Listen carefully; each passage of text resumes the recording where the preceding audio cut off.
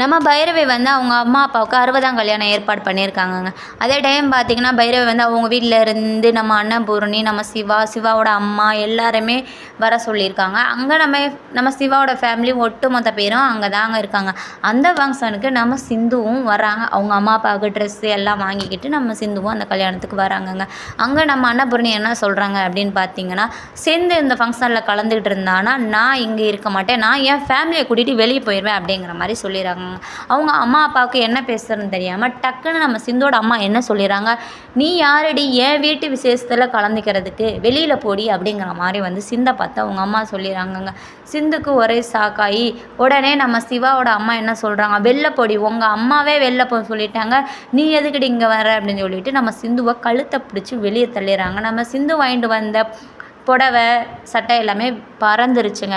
இந்த டைம் ரொம்ப மனசு உடந்து நம்ம சிந்து அங்கேருந்து வெளில போயிடறாங்க. அதே டைம் பார்த்திங்கன்னா அவங்களுக்குன்னு தனியாக கொடுக்கப்பட்ட அந்த ரூமில் உட்காந்து அழுதுகிட்டு இருக்காங்க. நம்ம சிவாவுக்கு என்ன பண்ணுறது ஏது பண்ணுறதுன்னு தெரியாமல் நான் சிந்துவை வந்து சமாதானம் பண்ணுறதுக்காக, நான் வந்து உங்கள் அம்மா அப்பாவோட கல்யாணத்தை பார்க்க முடியலன்னு தானே இவ்வளோ ஃபீல் பண்ணிக்கிட்டு இருக்க, நான் உனக்கு வீடியோவே காமிக்கிறேன்னு சொல்லிட்டு அந்த வீடியோவை ப்ளே பண்ணி காமிக்கிறேன். அதை பார்த்து நம்ம சிந்து வந்து ஆனந்த கண்ணீரோட ப்ரோமோ முடிஞ்சிருச்சு. நாளைக்கு என்ன நடக்குது நாளைக்கு பார்க்கலாம்.